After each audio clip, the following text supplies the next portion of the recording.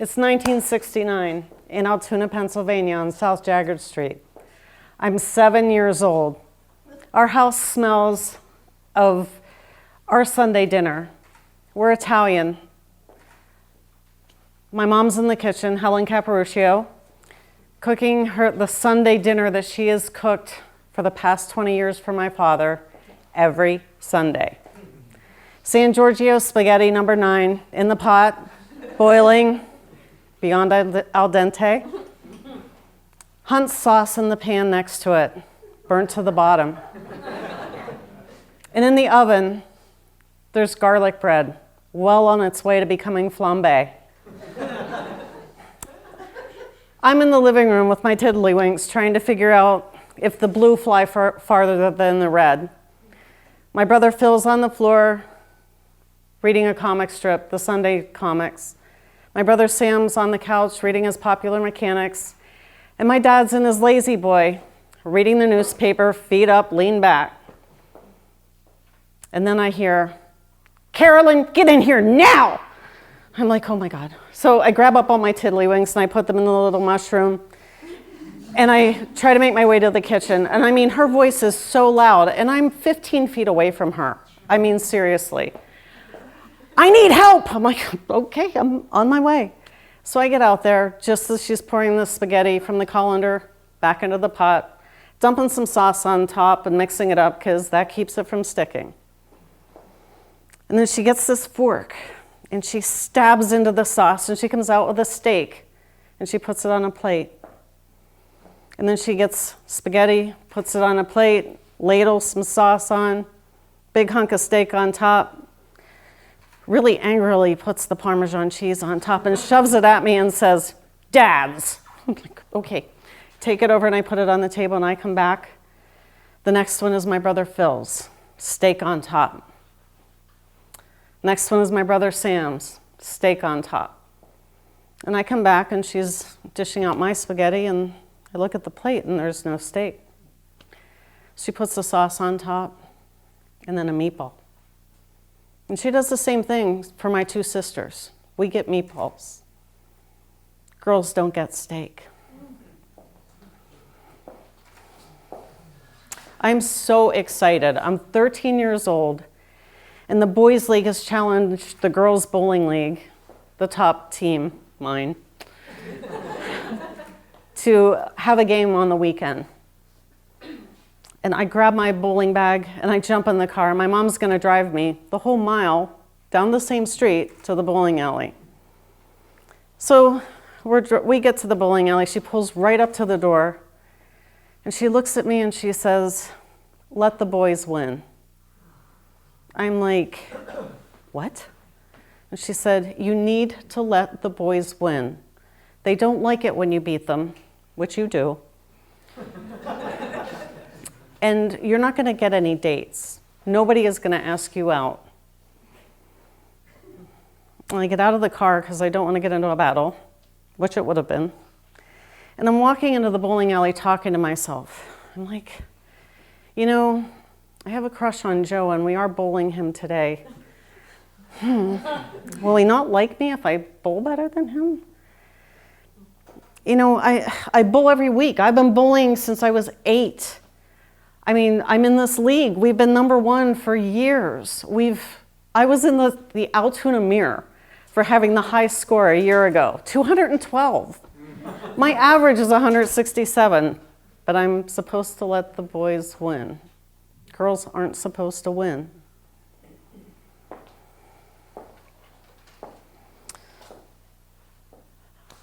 I'm starting my senior year of high school.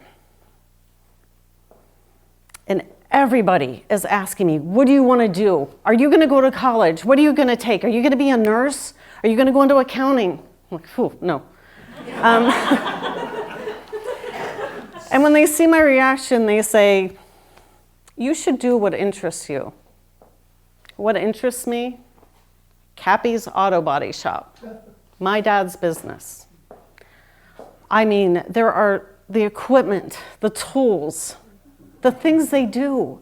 My dad has this tow truck, and it's 3 colors, yellow, black, and green. Everybody knows it. It has his business name on it, and it also has his slogan, "We give checks for wrecks." And I love this truck. I love to ride in the truck. And these cars come on that tow hook, and they are mangled. I'm thinking they're going back in the back, they're going to be parts. And a week later, these things come out and they look brand new and they're drivable. And the owner comes and they're so happy, they're nice and shiny. I want to be a part of that. I'm at the shop all the time. And today, Uncle Paul, he's not really my uncle, but we call him that, we like him. He's grinding the rear quarter panel of a 67 Chevy Impala. And the sparks are flying and these little pieces of metal are rolling across the floor when he gets down to the metal of the car. He's going to paint it. So he'll be taping it off with masking tape and newspaper, the one that my dad was reading, in a few minutes. And I'll be able to sweep the floor. I have the broom, I'm ready to go. I'm just waiting for him to stop. And I start to sweep. And my dad comes in and he says, "Kai, you're going to get dirty. You can't get dirty here. You have to go home. Girls can't get dirty. Boys get to win. Boys get steak. Boys can get dirty." Maybe my parents are right. There's meat and meatballs anyway, a little bit. Depends on who's cooking them. And, I probably would like to date somebody someday and maybe get married, so maybe I should let them win. And I guess I should think about not being dirty and maybe brushing my hair once in a while. I could talk to my sister, the majorette. She knows how to put makeup on and look pretty. But why can't I eat steak? Why can't I win? Why can't I get dirty?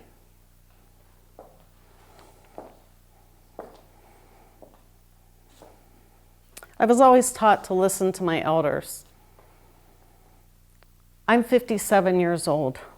I'm an elder. I have an associate's degree in mechanical engineering technology. I have a bachelor's degree in mechanical design engineering, and I have a master's degree in engineering and global operations management.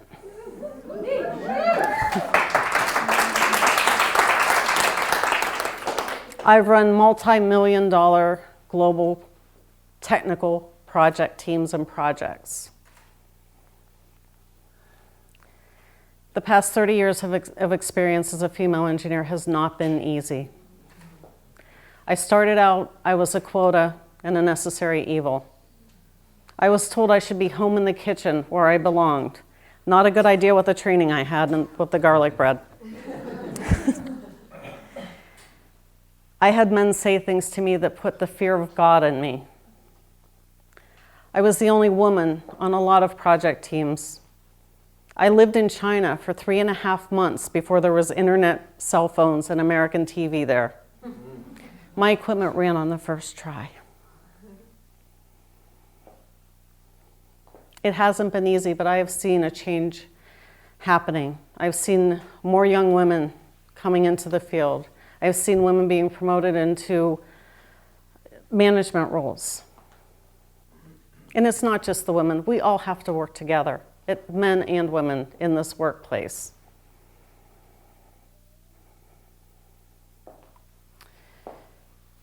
I see people who can't express their value. They don't see it.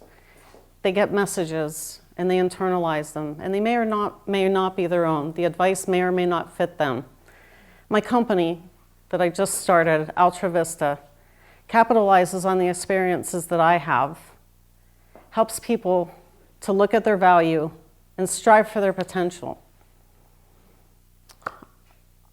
This man that I talked to on the phone, and I met him once. Honest to God, if I saw him in the hall, I don't know that I would recognize him. He was trying to get out of his job. He was miserable. He was looking for a job. His resume was great. He sent it to me. I looked at it. I made minor changes to it. He'd be in the top 2, but he would never be the number 1.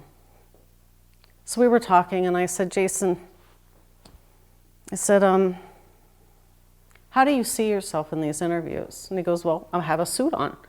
I'm like, no. I said, how do you present? And he said, well, I was told to never build myself up in front of other people, that I need to be humble. I said, well, that doesn't work in an interview. You're selling yourself. And he said, I can't do it. So I worked with him. And he had 2 interviews. He got 2 job offers in the same week. And he is in a job that he loves.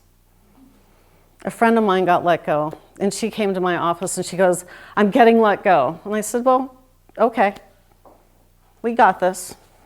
So she sent out a few resumes on Friday thinking, this is Thursday she came to me. Friday she sends resumes out and she's like, I have a couple weeks. I'll, get my shit together. I'm good. I said, well, what are you gonna wear? And she goes, I'm gonna wear a suit. Now she comes up to my shoulder and is quite round. And I'm like, okay. I said, well, I'll go shopping with you. And she said, okay. So we go shopping, and she's trying on suits. And she finds, too, that she comes out and she said, these are good enough. I can get by with this. And I thought, well, how are you going to go into an interview and you're just going to get by? I said, hold on a second. I came back, gave her an outfit. I said, just humor me. I know it's not the suit you're dreaming of, but try this on. She opened the door to that dressing room and came out and looked at herself in that 3-way mirror. And she was a different person. She was confident. She was comfortable. And she looked professional. And she rocked it. She had 2 job offers that week. Seems to be a habit with me. I believe, man or woman, you deserve to eat steak if you want to eat steak. You deserve to win if that's what you're after and choose to win. And you deserve to get dirty if you want to get dirty. I see value in each and every one of you. Can you see it?